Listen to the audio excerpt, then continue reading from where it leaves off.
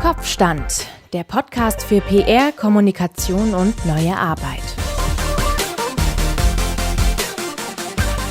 Hello and a very warm welcome to our next episode of our podcast Kopfstand, der Podcast für PR, Kommunikation und neue Arbeit.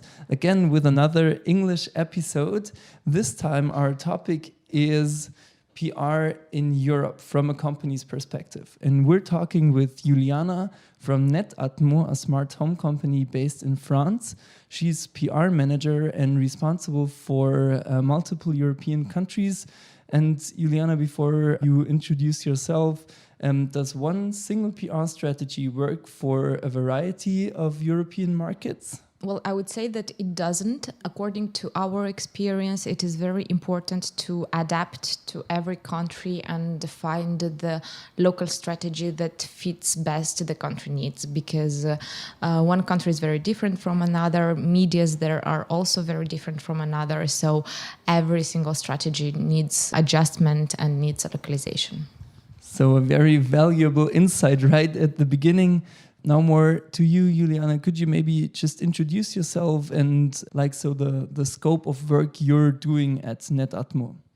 So I'm working as a PR manager at Netatmo, and as you correctly said, I'm responsible for a few countries where Netatmo is doing PR. And in my scope of countries, I have France, Germany, UK, Poland, and Czech Republic. All right, so speaking of different PR strategies for every market, what would you say is different, for example, from France compared to Germany? Well, France is a country that is a very centralized one. So basically, when you talk to media in France, all of them are in Paris. So it is very easy when you're a company based in Paris to address the media. Meanwhile, in Germany, it's a very decentralized country. It's the opposite. So media are spread across the country. So whenever you need to organize an event or a press tour, then you have to go to different cities in order to touch all the tier one media. Okay, so how would you think can you make it work when you have different countries and different cultures as well? I think that the most important thing is to adjust. Obviously, you need to have a global strategy, because otherwise the brand is not recognized worldwide or in the countries where you're doing PR. But to be a truly successful company, it is important to adjust and to listen to the needs of the local market. Speaking a little bit about the workflow, because within Europe, I think it's kind of different when you're dealing with different countries. So how is the workflow when you're working simultaneously with the people in France, in UK, and in Germany, for example? Well, to be honest, in our case, obviously, France is a country that requires more work because we're a French-based company. So this is one of our main markets. So we have more demands because media there knows us better. But when it comes to the other countries, I would say that in my case, it is quite balanced, because there's Germany and the UK, which are a very important market, but also some new markets as Poland and Czech Republic that require some support at the beginning to get developed. So I find it quite balanced right now. Thank you for these insights right at the beginning, and we'll talk again in a minute because our first segment is coming up, and we looked also at a workflow perspective, and we're going to give you 3 tips for an optimized workflow when working internationally. Überschlag, der Faktencheck. Working across borders can be quite complex from time to time. In order to keep track of all important tasks and be time effective, we at Allison & Partners develop best practices for international cooperation. These are 3 examples on how to stay on top of internationally coordinated tasks. Number 1. Utilize team management tools. The choice of team organization apps, even free ones, is countless. On these platforms you can share documents and work on them simultaneously. With the chat or call functions, you can reduce the flood of emails being sent within the team. Number 2. Weekly update calls. Most of the time, communicating via email and chat works well, but these should be accompanied by a regular check-in call to keep everybody on track. It's an opportunity for everyone to share their current activities and challenges. Number 3. Repurposing content. We make it a point to share content across borders. By doing this, press releases or comments that usually take a bit of time to draft from scratch can be localized. It's a time and budget-sensitive way to leverage content at its best, so it can be distributed across different markets. Überschlag, der Faktencheck.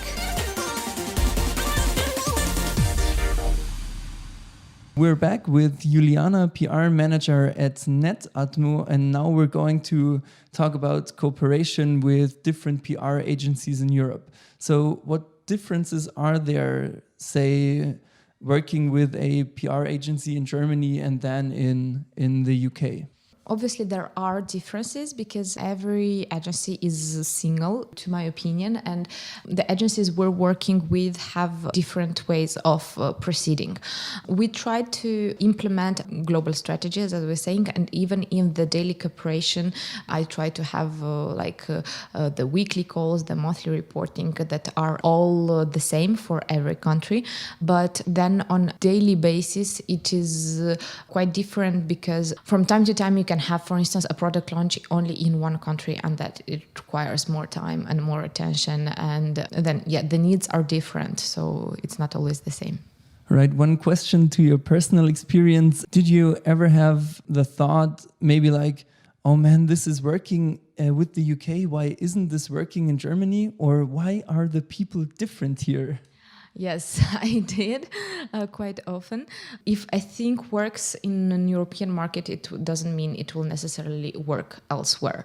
So yes, we try to replicate as many things as possible. When we see that something works in the market, I try to replicate it in another one, but it doesn't necessarily mean that it will be working. So sometimes, you're surprised and then you learn. And for your other product launch or for the other interviews, you just say that you are going to take another approach, and it is normal. So basically, you also gain knowledge from time to time by just executing PR campaigns in different countries and seeing how this goes, although you have a global strategy behind it. Yes, exactly. So, for instance, in Germany, we have recently tried to do a radio press kit, and it worked really well. And we thought about replicating it, for instance, to France. Then we realized that French journalists were not used at all to having this kind of press kits, so it wouldn't be a good idea. But basically, we are trying some new things here and there, and then we try to see what can be done elsewhere as well. So not only you are doing this at Netatmo, there are also a lot of German companies who put a focus on different markets, and we took a look at how foreign trade developed for German companies over the last couple of years in our segment Rückwärtssalto, which means backflip in English, by the way. Rückwärtssalto, die Geschichte zum Thema. Until 2008, Germany has been the export champion for 6 years in a row. Germany exported more goods than every other country worldwide. In 2009, Germany has been overhauled by China. Today, Germany is still in third place, behind China and the US. Since 2011, Germany has a stable export volume of more than 1 trillion euros per year. The most important trade partners are USA, France, UK, the Netherlands, and China. Exports from Germany within Europe were worth over 872 billion euros in 2017. Most of the exported goods in 2018 were motor vehicles and their components. These were followed by machines for the industry and chemical products. Germany has a significant export surplus since well over 25 years. That's one reason why export is the backbone of the German economy. Imported goods, on the other side, do mostly come from China, the Netherlands, France, and the US. The most imported goods in 2018 were data processing devices, machines, motor vehicle components, and electronic products. Rückwärtssalto, die Geschichte zum Thema. Now we want to know more, if possible, about Netatmo's approach to a European PR strategy. So what would you say are the company's guidelines, or are your guidelines for executing the PR strategy across Europe?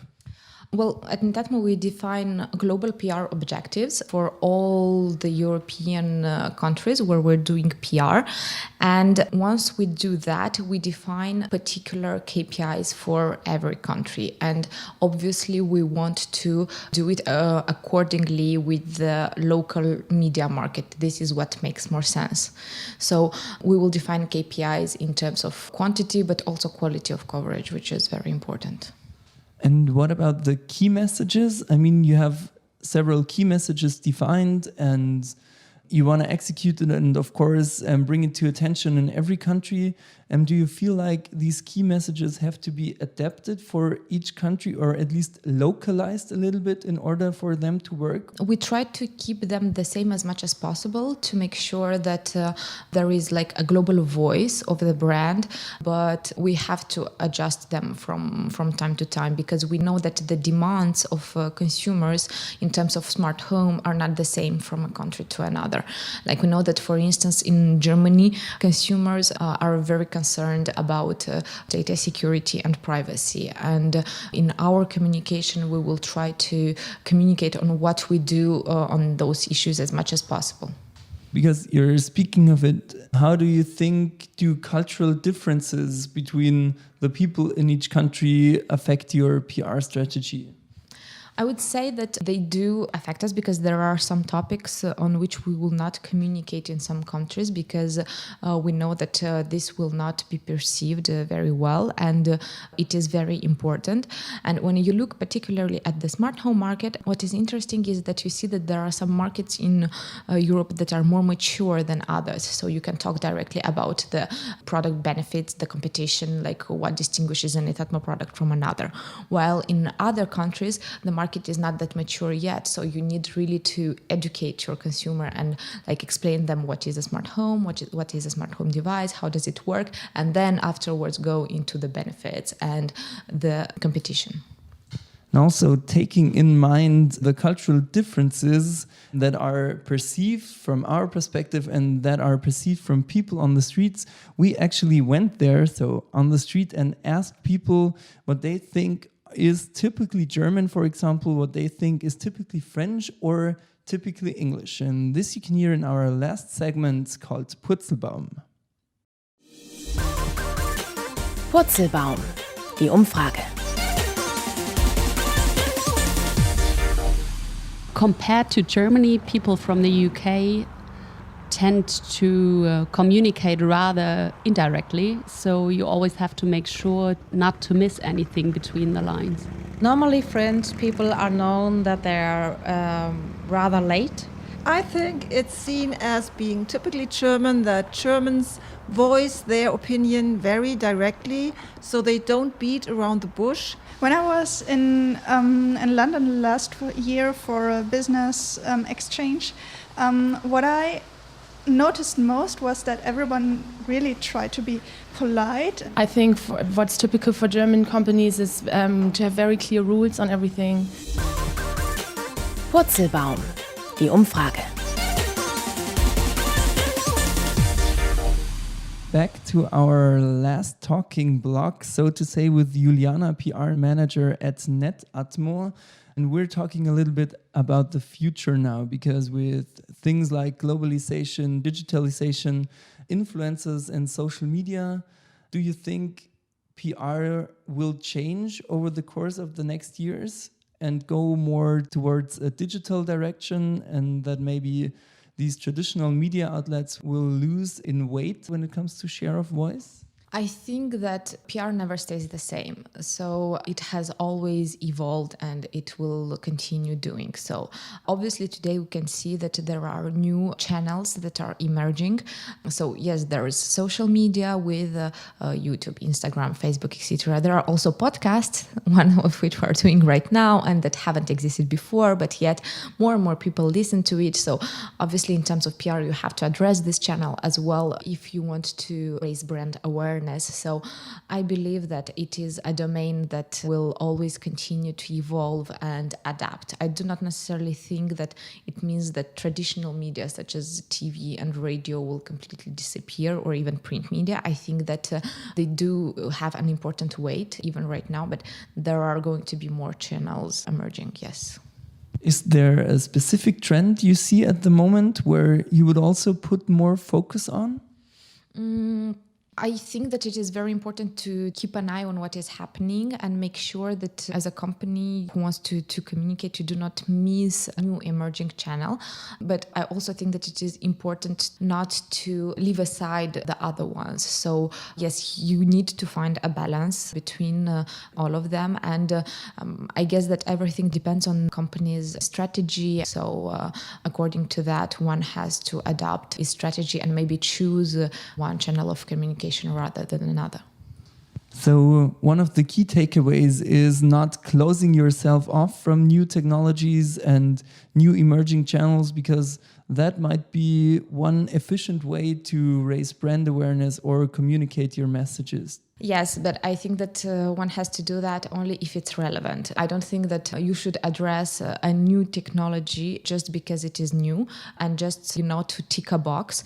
Obviously, the question that you have to ask yourself is this relevant for my communication strategy? Is this relevant for my brand awareness? Is this relevant for this and that? Depending on what your communication objectives are. So then if it is, then yes, you should do it. All right, Iuliana, we're already at the end of our podcast, and I want to say thank you for all the information and for this very nice conversation, and wish you all the best of luck for your future. Thank you very much, Stefan, for the question. It was really nice talking to you. So thank you all for listening into this episode. Take care and talk to you soon. Kopfstand, der Podcast für PR, Kommunikation und neue Arbeit.